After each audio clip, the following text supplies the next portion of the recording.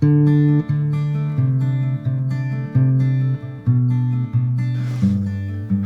this is Bob Petersen with Statewide Real Estate in Escanaba, Michigan, and welcome back to UP Sustainable Living. On this channel, we talk about buying land, selling land, rural property, and sustainable living in Michigan's Upper Peninsula. In the last few videos, we've been talking about Michigan land programs, including CFA and QFP. Today, we're going to talk about a question that comes up very often with CFA lands.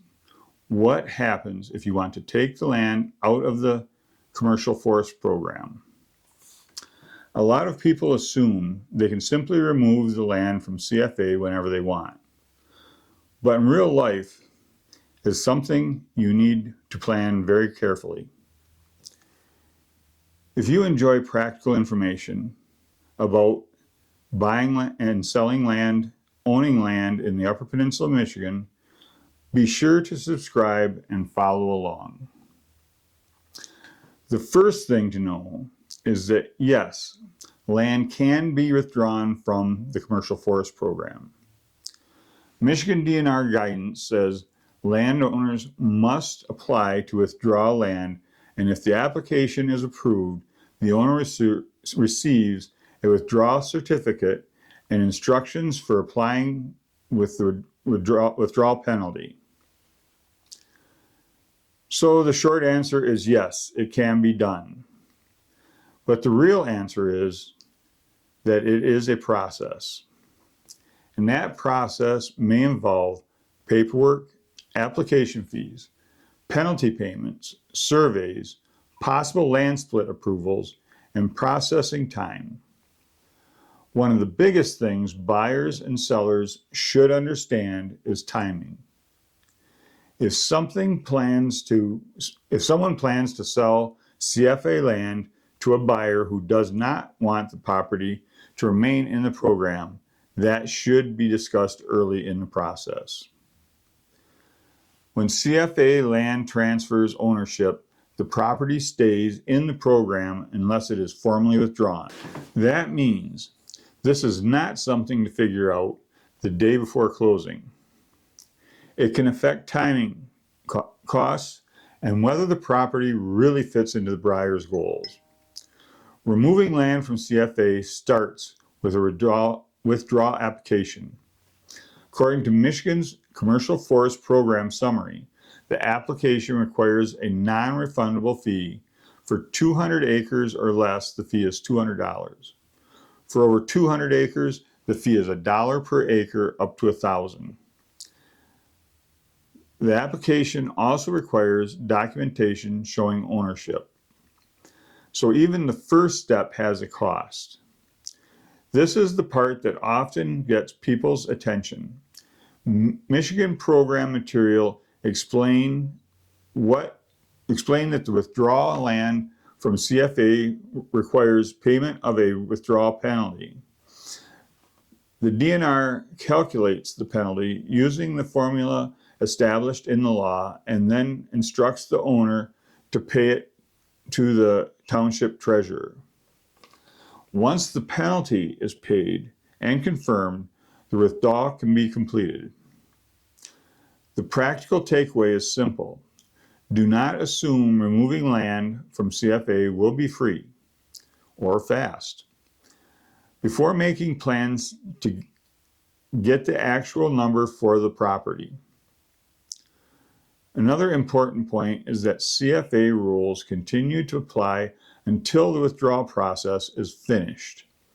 That means the land must remain in compliance with the program, including public hunting and fishing access, until the DNR confirms the withdrawal.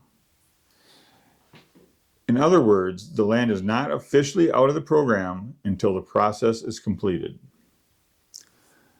Sometimes owners do not want to remove the entire property. They may only want to withdraw a portion of the land, for example, a home site, a cabin location, or another small section of the property. This is called partial withdrawal, and it can involve additional steps. Michigan guidance says the remaining land must still qualify for the program. A township split approval may be required, and the DNR may require a certified survey. So partial withdrawals can be more complicated than simply drawing a line on the map. Another thing to plan for is processing time. Michigan DNR guidance says withdrawal applications may take up to 12 weeks to process. That doesn't mean it cannot be done, but it does mean you should not assume it will happen instantly during the real estate transaction.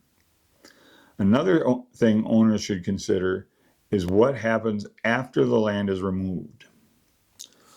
Once land comes out of the commercial forest program, it returns to the regular property tax rolls. So taxes that were reduced under CFA may increase after the withdrawal.